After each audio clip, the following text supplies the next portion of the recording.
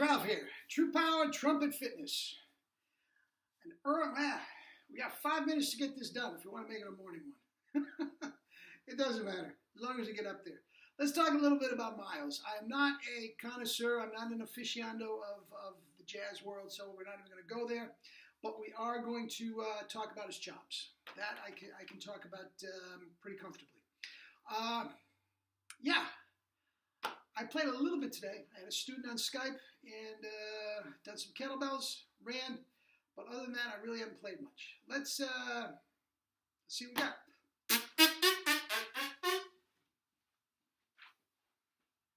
All right, page 344 in the Arbin. I was working with a student yesterday.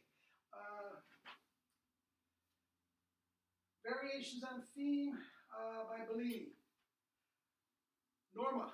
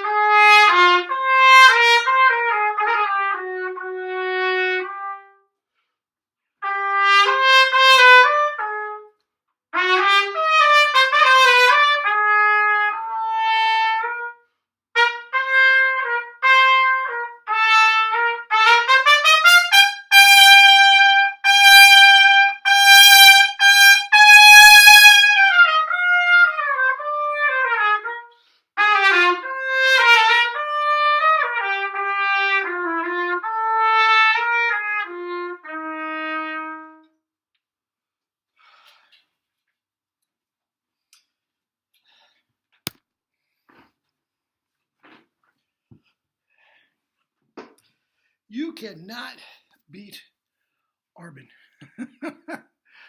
I'm sure some of you guys are your jazz guys go, yeah, right. But anyway, Miles Davis. Again, I'm not a jazz guy, so we're not going to do anything about that you can't get in any documentary or any anthology or music history book or anything like that. Like Dizzy, we're just going to talk about his chop. Actually, I'm going to take that back. We're going to start with a joke. I like this joke. Okay. A jazz saxophone player dies and goes to heaven, right? And St. Peter meets him at the pearly gates, and he says, I've seen you dedicate your life to music. Why don't you go down to that third cloud on the left and go in that door, and that's where you'll be for the rest of eternity. So he goes down there, he opens the door, and he hears the most glorious jazz music he's ever heard in his life. It just hits him in the face, and he can't believe the magnitude of this music that he's listened to. And he sits down, and he looks a little closer, and he says, oh my God, that's Charlie Parker on tenor. That's Coltrane on alto and soprano. That's Buddy Rich on drums. That's Maynard waiting to play lead, and Harry James and Louis Armstrong. All these guys that have, these great jazz players have died and gone to heaven, and they're playing one bass. He can't believe what he is hearing. But there's this guy over in the corner that has his back to the band, and he's playing all this putrid stuff with a crappy tone and just weird phrases and all this sort of stuff, so he sort of ignores it. A few minutes later, St. Peter comes back. He says, what do you think? And he says, this is unbelievable. This is heaven. He says, but what's this guy doing over in the corner here? He says, don't mind him. That's God. He thinks he's Miles. Come on, you're all laughing. It's a funny joke. Okay, now we're going to go with a true story. I've told you many times that the great William Vacchiano actually taught Miles for a year, I think it was a year and a half or so, at Juilliard. And I asked him one day, I said, what was it like teaching Miles? He said, he was a good kid. The thing about it is he never wanted to sit on a seat. He always wanted to sit on his trumpet case. Okay, and he said that was the first time I came across marijuana. Now, this was years and years ago, okay? So this marijuana was sort of an underground thing.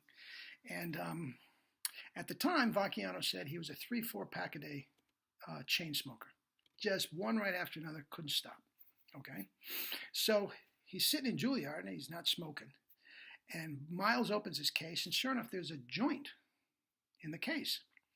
And Vacchiano didn't know. He thought it was just a rolled cigarette. He grabs for it. Miles goes, geez, no. And he told him all about marijuana. And that's the first thing he ever came across, marijuana. The first thing he even heard about it was from Miles Davis. I have to say, when we're sitting around talking about this story, I have to think, what if Vacchiano actually ever lit it up? He did, but what if he did? You walk in there, there's a mountain of smoke, and him and Miles are all cooled out, and there's Doritos bags all over the place. Oh man, I got this thing with Bernstein this afternoon, man. Again, something to think about. Anyway, let's get to it. Miles Davis. I mean, I think most of you know. He grew up and spent his entire life wealthy. Yes. You know, the old stereotype about these jazz players that didn't have any money, and they're just the love of the music, and they're going from one to the other, and they're getting their lights turned off and everything, but they're doing it for their art. No, not Miles Davis. His father was a very, very successful dentist and oral surgeon down in St. Louis. They lived in a wealthy white community their whole life. And also, Miles's father had bought dozens of income property. Yeah, he was a real estate mogul before we even knew about Donald Trump. So Miles always had the finest clothes, the finest cars, and we're not talking a Jeep. We're talking Maseratis and stuff. And then when his father passed away, he had a brother and a sister, but the inheritance was such. Miles never sweated money once in his entire life. Okay, so much for the struggling artist. But once again, let's talk about his chops. Now, believe it or not, he tongued through the teeth. Yes, he did. I am not thrilled with his tone, but we'll get to that in a second. In one of the books, I forgot who the author was. In one of the books, it talked about Miles getting big bags of rice and putting a handful of rice, uncooked rice, in his mouth, and spitting the rice out into a bowl for an hour at a time. He's sitting there listening to music. Now, if you look at his earlier stuff and listen to his earlier stuff, his transcriptions and stuff, he played F's and G's. There's no question about it, he did. Now, it's not the F and G I want to listen to, right? It was strained, there's no question. But if you look at his general makeup setup, it's actually quite good. Now look now, the chops are very thick on top, which you talked about. Relaxed corners for the most part, but he did strain. When he went above a high C or D, he was stretching, and therefore everything thinned out and strained out. But he was tonguing through the teeth. Now, he did have marks on his lips, okay, and that's from the strain.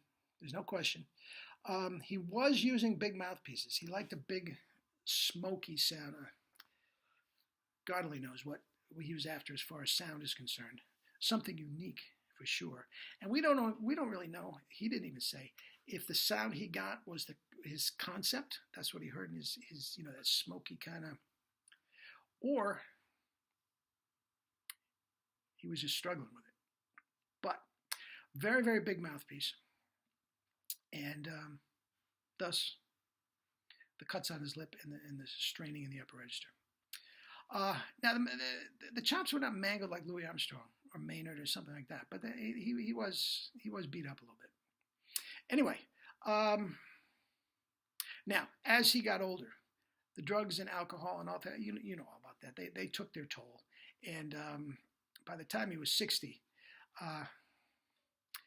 he was barely playing. I mean, for anything chop-wise that we're talking about.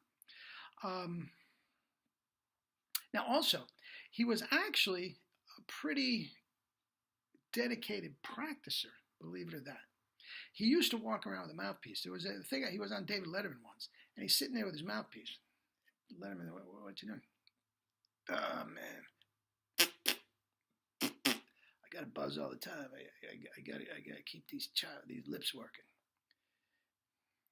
And Letterman asked him about it. And he sort of mumbled something. I got another story for you. My favorite athlete of all time is Earl Monroe, the basketball player for the Knicks. Okay, Miles was a basketball fan and completely infatuated with Earl's game and the way that he was creative on the court. And he really felt like Earl was as much of an artist as he was. And they became actually quite close friends. And I agree with Miles about the artistry. I mean, if you watch Earl play, it's from another dimension. Anyway, Earl said, no, we were good friends. He said, I didn't understand one word he said. One time, Earl was having trouble with his back, okay? And Miles also had legendary back trouble as well. And he said, Miles calls him up, hey, no. He gets all done. Somebody asks Earl, so what did Miles want? He said, I don't know, but I think I bought his bed. 2 days later, Miles sends over a bed, which is supposed to be good for your back, which he said, so Miles said, I don't know, I think I bought a bed, which is funny. Anyway, everything else about Miles, you can get in a book. These are just little thoughts and his chops. Now, I'm going to leave you with one thing. One of his idols was Clark Terry. The other one was Fats Navarro, and which he didn't quite, the chops, he didn't quite get what Fats had.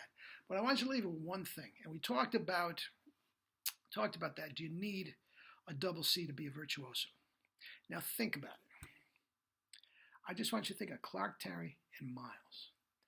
Think about the glorious music they would have put out if they had access to a double C. Now, I'm not even talking they're doing a Maynard Ferguson thing. I'm not talking about that at all. I'm talking if you just put an octave on their range, which would add to their creativity. Those two guys were the equivalent of playing on a 2-octave keyboard. I mean, it wasn't really a level playing field. I mean, Clark Terry especially. I mean, all those lines, if he could have, oh, man. Anyway, that's that. We're going towards 13 minutes, and I got to get off. So that's that. I'm sure all of you have thoughts about Miles. Put them down below, comments. Did you like his playing? Did you didn't like his playing? Did he affect your musicality and everything? To these days, I still have guys that want to sound like Miles. And I have a couple guys in particular that want to go to music school. I'm trying to tell you guys, you look at the curriculum that they have for the audition and stuff. You've got to play Haydn and Hummel and Bartok and all this sort of stuff, and they're not going to like it with that fuzzy sound. So I'm trying to get them over to the other side, but they're still infatuated with the Miles sound. Anyway, that's that. So have a great day. Eat your fruits and vegetables and live life with true power. Love you all.